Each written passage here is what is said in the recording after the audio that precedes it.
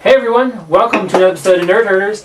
I'm Rich. I'm Nick. Today we're going to have a special discussion, another one of our review discussions. Today we're going to be talking about Deadpool. Mm-hmm. We'll start off kind of like we do with Star Wars, quick spoiler-free, our brief thoughts on it, and then we'll dive right into spoilers, so we'll give you a warning. But so if you want to just know kind of our thoughts on it, right off the bat, Nick, Deadpool, yay or nay? What'd you think? Yeah, I would say yay. Okay, same. I really enjoyed it. Definitely earns a star rating, so if you are nervous of your young ones viewing it, maybe don't take them to see it. Mostly for vulgarities, a little bit of nudity, but really enjoyable. A fun spin on superhero movies. But let's dive into spoiler territory. Yeah. So from here on out, if you haven't seen it yet, don't want anything spoiled for you. So basically this movie opens up, Detective Harry Callahan. He's on his 5th adventure. He's a little bit older now. There's a movie studio. Liam Neeson's the director. Jim Carrey's the star. He doesn't like Jim Carrey. He kills Jim Carrey. That's Deadpool, right? Basically. Oh. If you haven't seen that movie, it's actually not the worst Dirty Harry movie, but also called Deadpool. No, really, what did you think of this movie? I liked it. I have two concerns. Overall, I really liked it. One of my big issues is that at its core, it is an origin story. It hits the beats of the origin story, and like a lot of the Marvel movies, its villain really isn't very interesting. No. But that guy needs to go away. I haven't seen him in anything else. He was the transporter, the new guy. Oh, was he the new? He was the new transporter. Yeah, I didn't see that. He's just boring. Go away. But I think a lot of times it's like, oh well, the movie, the hero's usually only as interesting as its villain, but Deadpool is such an interesting character that I think it's okay that the villain isn't super. I would have liked more from him, but I'm not upset by it because there's so much with Deadpool. Yeah. And there's so much heart in this film. You wouldn't expect it. And there's a couple tweets that I saw coming out after they were making jokes about this being a Valentine's Day movie, but it really is it's a love story, kind of at its heart. Mm-hmm. And I think for the most part it works. It takes the origin story and puts an interesting spin on it. Yeah. It does, and it doesn't. For a movie that feels so fresh, because it's a superhero movie with fourth wall breaking stuff, and it's vulgar, and it's this, and it's funny, and it does feel new and fresh in that way. But at the same time, it is so formulaic in the story that it's telling, because it is an origin story. And honestly, my least favorite part of the movie was the whole section when he's becoming Deadpool. Oh, okay, where they're doing all the experiments on him. I think it's the one part of the movie where it kind of slows down. Mm-hmm. And it goes on a little bit too long, for a movie that is really fun. I think that, I wasn't totally tuned out on that part at all. I was still into it. But Dana from Dana Explains, I'll say this, she's probably one of the only people in America that cried during Deadpool. She cried during Deadpool? Oh, she was so sad. Where? Where'd she cry at? When he finds out that he has cancer and he's gonna die, and I was like, that he doesn't. This movie literally starts before, after that stuff happened. She was like, it's just so sad. So, and she didn't really like them just torturing him for 20 minutes of the movie. But overall, it's so much fun. Yeah. It's just a lot of fun. I didn't have as much fun with it as I did with Guardians of the Galaxy. Okay. I think that some of the praise, I'm a little bit kind of perplexed by it in a way. Okay. The way that some people are talking about it, the greatest superhero movie I've ever seen, and Well, I think part of that comes from this was a movie. This reminds me a little bit of this year's Mad Max, where by all accounts this is a movie that shouldn't have been made. Based on everything about the production, the rating, the subject, kind of everything working against it, and somehow it was the underdog that rose up, and it was rated R. And from what I've never really read Deadpool, but from the people that I've kind of seen who have read Deadpool are like, this is the movie I've waited years to see. Like, this is a really good telling of the character. There's definitely those people, right? But Deadpool is a character who, for some reason, is so massively popular on his own with people our age and younger. Yeah. Who have not even read the comic. I don't know how, like, alright, I know for a fact, because I've talked with, like, my sister, who is still in high school, who loves the character of Deadpool. I don't know why. She's never read the comics. Yeah. And so many of her friends and stuff love Deadpool. Well, like, one of my friends, like, her, like, 10-year-old brother is, like, really into Deadpool, and they're like, how did he even find out? Like, how did they know about him? I don't understand. And I know that, like, they have not read, like, anything. But, so, I don't understand why it was the gamble for Fox that it was. Like, I think that they knew that this would be a hit. Well, I think having the budget as little as it was, like, as low as it was like, it was always going to make that back. Well, yeah. People, there's clearly a desire for this. Like, once they leaked that footage, it blew up, and it was like, okay, well, we'll give you a little bit of money. Go ahead and do what you can, and if it doesn't work, it was like $40 million or $50 million or whatever. Highest opening weekend for an R-rated movie. Highest February opening of all time. Yeah, it broke like a ton of. It even beat Star Wars out in Russia, apparently. A lot of things like that happen, which is good. Yeah. I mean, it's a good movie. I would hope for a bit more uniqueness in the sequel. But one thing I don't want in the sequel. Okay. I think it would be a huge mistake if, because this movie is already at $300 million and it hasn't even been out for a week, it would be a huge mistake for it to all of a sudden have $150, $200 million budget. Keep it small. Well, I read an interview today or yesterday with the writers. I can't remember what site it was on, and they were talking about the sequel and what they want to do and where they see it going, and they even said that, like, part of the reason this worked so well and it was such a passion project it was our small budget. Like, the writers were like, we wouldn't want $150 million budget. Like, we like having this small budget and having to figure it out and keep it kind of this grounded, quote unquote, but, like, keep it, very self-contained and bringing other characters into Deadpool's universe as opposed to sending him out and fighting aliens with the Avengers and, like, things like that and blowing, like, something on that scale. They like these smaller stories. I feel like Fox is going to feel very inclined to get him in an X-Men movie as soon as they can or something like that, and I don't know how that would work. Well, I was saying that too, is like, okay, well, I remember before this came out, there was the story of Ryan Reynolds wanting to do X-Force. Wanting to continue to play Deadpool. Deadpool 2 had already been greenlit. We talked about that last week.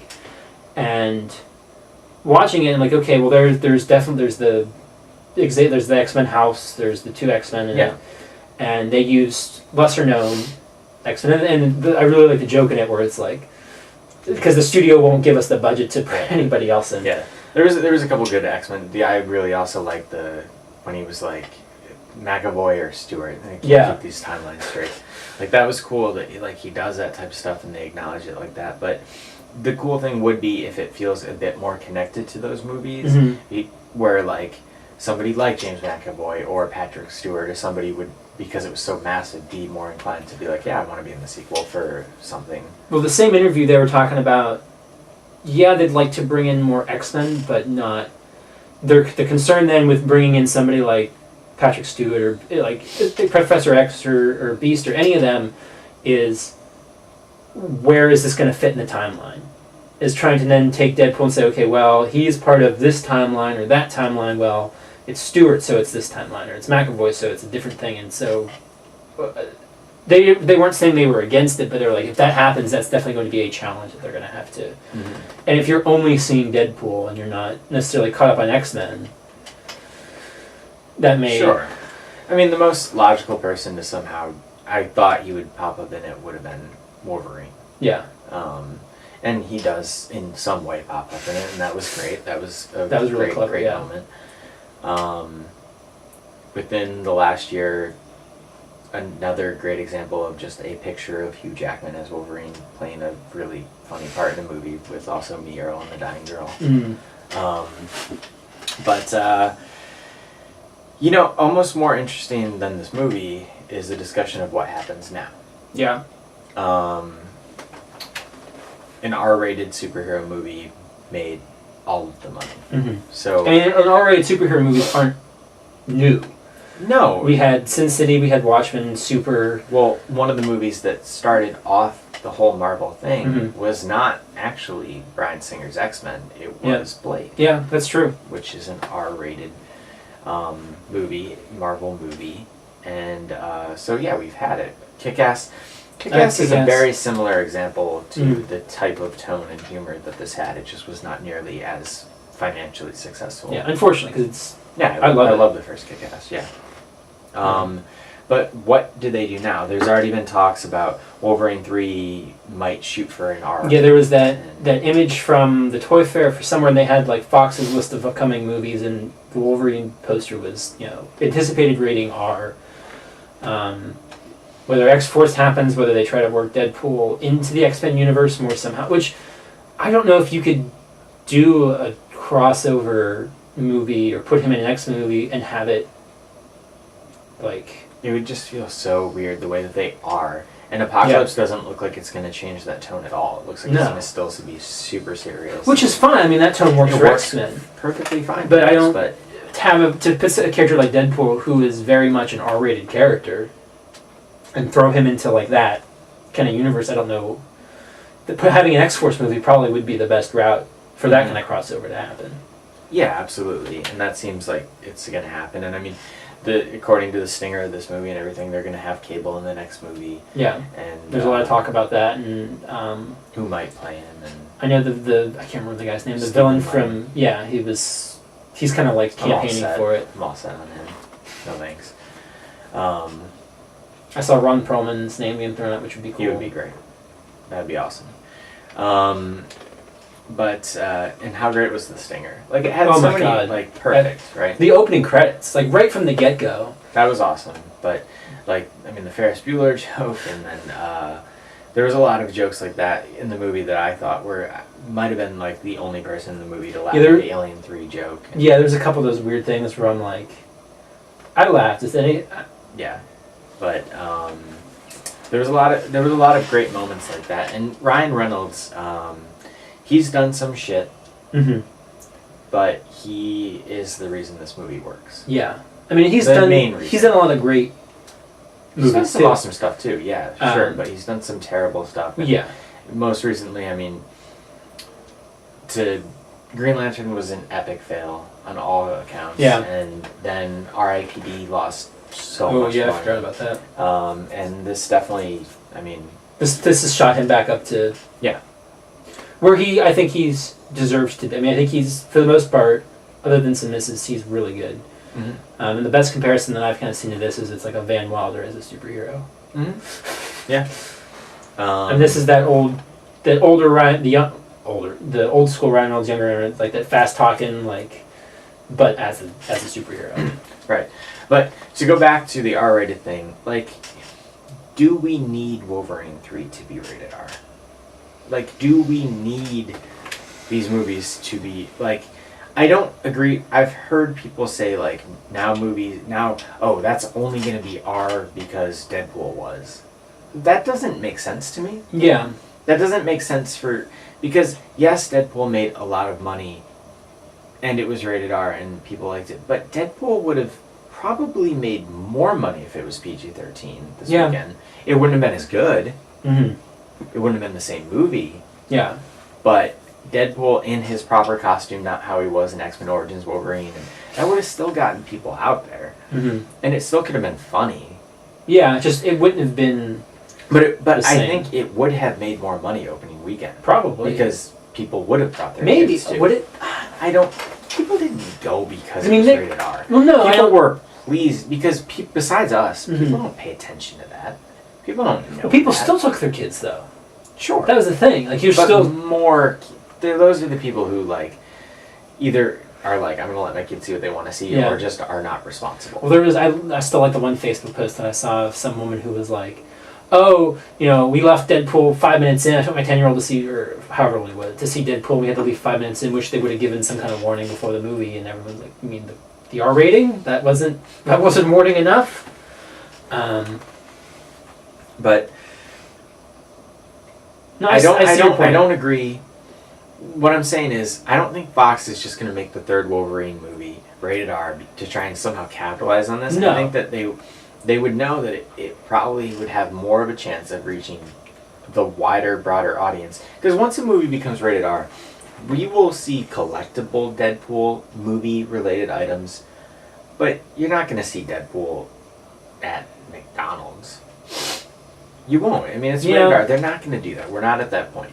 So, like, you lose some of that market. Sure. You're not going to see Deadpool commercials on... I guarantee you there were not Deadpool movie commercials airing on Nickelodeon in the middle of the day. They aren't going to do that. But, so you lose some of that. Sure. And so, they're not going to just do that. It's financially, that doesn't make sense. But if the story makes sense for it to be rated R, then yes. This then... It doesn't push things to be R, but like Wolverine, like I don't know what they're going to have for the story for that. But it could be something that, well, it's right on the line, or it's a little more violent, or it's a little more this than we would normally have. But look, we can have an R-rated movie that is successful. So maybe we can take that risk and let the content be what it is. And I think that's the right reason. What would be wrong, and we talked about it in the news segment earlier in the week, people can check that out. If Spawn gets a rushed new movie because it can be rated R, and they think that, rated R superhero movies make a lot of money, just make Spawn real quick. Here's our just go knockoffs of everything. Go make Spawn. Go make let's just do Kick-Ass 3. We don't really have a script for it. Let's do this movie. Let's do that movie. Let's do this random thing. That's when it will become an issue. And James Gunn wrote a pretty long thing about how, he respected Deadpool and he liked it for all these reasons, and what he doesn't want Hollywood to do is to look at this for the wrong reasons and be like, let's just make these movies real quick. Yeah. And let's just make every movie try and be like Deadpool.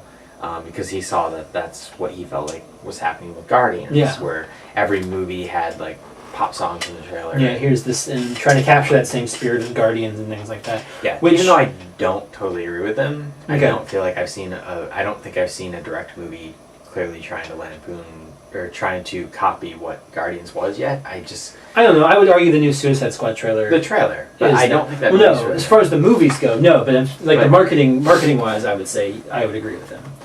Yeah. But on that, I would think, of all the movies, it's like, this could be rated R. I think Suicide Squad, from the look of it, I think probably if DC could have gone back, or knew what Deadpool was going to do, then that they might have had the guts. Because David Ayer is a guy who I'm sure, and I had some fights with them about, like, I want to make this rated R, I want to make my kind of movie, because he's never done anything PG-13. Yeah. But they didn't. Maybe they'll go back and, like, it'd be weird if they went back and just shot some stuff so that it could be rated R. Unless they edited stuff out to make it PG-13, and then they're like, well, okay, here's the full R-rated cut, quote maybe, unquote. I don't know. It'd be interesting. Now we can add these scenes in and make it R, and people will be like, oh, look, DC has an R-rated... I mean, that's the kind of movie of villains just doing nasty things, and that could... An R rating, I don't know if it could help it, but could lend itself to it. Yeah, for sure. But it's going to be really interesting to see where it goes from here. What do they do with Deadpool from here? Fox does not have... It's great that they allowed this movie to happen in the way that it did, and that they marketed it as well as they did. But they don't have a good track record at all with almost anything. No. And so, like, what I'm most worried about is not really the sequel. They might rush them, and it won't be as good or something. But, like, are they going to try and get Deadpool in every single thing they can? Will they make the mistake of trying to fit him into the next X-Men movie after Apocalypse, and he won't, like, fit, and it will have to be PG-13, and unless they do it like just a real quick fourth wall cameo or something like that. I don't know. I can't even, like, picture X-Men Days of Future Past, or like X-Men First Class. Like, how does he fit in? Well, they're just so totally... I can't even picture that, but where do they go? Like, what happens now?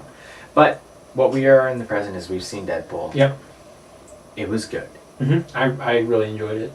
I think I probably liked it a little more than you did, but even I wasn't like, oh my god, this is the best movie of the year, this is the greatest thing ever. I was talking to some people at work yesterday about it, and they're like, oh my god, it was like the movie, like, I haven't... favorite movie I've seen in forever, and I'm gonna see it again and again and buy it, and I don't ever buy movies, and like, cool. Yeah. Cool. It was good, but I just feel like we've gotten better superhero movies. Sure, but I think to the general public or somebody who doesn't necessarily like pick apart everything or watch everything, like it bucks the trend of normal superhero movies and pokes fun in a way. You know, a lot of people didn't see something like Super, like so that yeah, I love Super. that kind of thing. Yeah. That superhero, I don't want to say spoof, but like homage, but kind of poking fun at the genre. They may not have gotten something like that. Right. So this is really kind of the first big mainstream, like, let's take this thing that's blown up and poke fun of it in a really clever way, in a really interesting way. Yeah, it does do a great job of being an installment while also making fun of it. Yeah, and my one concern is going forward, like in 10 years, how it's going to hold up. Because there's a lot of pop culture, like, now references. Like, that's true. The Taken 3 reference or the emoji joke or this or that, and it's like, yeah, like watching, I'm like, I enjoyed it, but I'm like, will that still some of that stuff funny after multiple viewings, and will it hold up? Exactly. And I think that those guys did a really good job writing it. They're the Zombieland writers. I hope that they realize, though, why this movie was good when they're doing the sequel. You know, because, like, those guys were the ones responsible for the Zombieland TV pilot that went on Amazon. And I feel like they didn't get what worked about it. I don't know if you ever watched that. But what worked about the movie is exactly what didn't work about the pilot. And so I hope that they don't take the wrong lessons from it when they're doing the sequel. Well, like everything, all the interviews that I've read so far with them, like they seem to be saying the right things about it. And if, you know, Ryan Reynolds is such a huge part in getting this movie made, so I imagine he will probably have some input. Same with Tim Miller? Yes. Tim Miller, the director. I imagine collaboratively, the two of them will still have a say kind of in how the script and stuff turns out. So I know Tim Miller's not signed on yet, but the idea that I read was to keep the whole creative team together. That'd be cool. So, that'd be a good move by Fox. Yeah. So I mean, if they keep all of them together and they can all kind of balance each other out and figure, okay, this worked and that didn't work, and okay, let's move from here. And I'm more excited really about the sequel, because then you can shake off the origin story. Hopefully, yeah. And kind of a lot of times the sequels are the best ones. Like a Spider-Man to Spider-Man 2. Like, now we can do whatever we want. Here's our crazy, off-the-wall, whatever. I mean, even as good as Begins is The Dark Knight. Yeah. It's a classic example. The last thing that I would say is, while I don't think this is the greatest superhero movie ever made, because I think that we've gotten better movies, this is exactly, from what I know of the Deadpool character, and I'm not like a diehard Deadpool fan at all, but from what I know about the character, this is the perfect representation of what a Deadpool movie should have been. And that's really cool. Yeah. And I hope that we get more of that for more characters. Yeah. And I feel like we are. Like, we have gotten a lot of recent examples of, like, sure, the Daredevil Ben Affleck movie was not the best example of what Daredevil could have been, but the Daredevil TV show is a really good example of what Daredevil done right is. And hopefully that's what we're getting with The Punisher, too, on that in season 2. And we're getting that with a lot of characters lately. And that's cool that we're getting the redemption. And maybe an R-rated Wolverine movie would be the best example of what a solo Wolverine movie should be. Yeah, that's true. And that'd be a great way to end Hugh Jackman, too. Because that is supposed to be his final... Yeah, and I think, understandably so, he still looks the part and everything, but I think he's just really sick of, like, having to not eat anything but chicken. Yeah. And put his body through that, so... it'd be really cool. There's some cool Wolverine stories that could be rated R and be great. It's a good thing for superhero movies that this was as successful as it is, as long as they realize that the message was not every superhero movie has to be fourth wall breaking and this and that. It's be true to the story, be true to the character, and fans will be happy. And the rating doesn't matter. It could be rated R. As long as it serves the story and it's what it needs to be, it opens up more possibilities. Yes. But it was fun. Yeah. We give I enjoyed it. Both recommended it. Yep. I probably will see it again. I saw it in IMAX, so I haven't used my movie pass yet, so I may use that free screen to go check it out one more time. That's cool. I'll wait. But- I'll pick up the movie because I pick up every superhero movie. Yeah. I'm fine not seeing it again for a while, but I was very entertained by it. Mhm. Yes. It's very entertaining. And this month also is the Marvel Collector Corps Yes. Deadpool box, which we have not arrived yet as of this recording. It should have arrived here later this week for us. So later the week, if this is airing and this is going live, we should have the unboxing for that as Yes. well, so you guys can check that out. But you can also keep up with us. Anything else we see, any other comic movie thoughts, Deadpool thoughts, Marvel thoughts, whatever. You can follow us both on Twitter. I'm at Stonks. I'm at Rich Belson. The channel's on Twitter at OABeer_official. You can email us at overbeerofficial@gmail.com and find us on Facebook at facebook.com/overbeer. We're also on Instagram now at over_a_beer. You can find us on YouTube by going through our Facebook page, clicking on this video, searching on YouTube for Overbeer Nerd Herders. Like I say, we don't have a custom YouTube URL yet. We need 100 subscribers, yada, yada, yada. You get the picture. So if you like these videos, please share them with your friends and subscribe to the channel. But I think that's going to wrap things up for today. So until next time, we will see you guys later.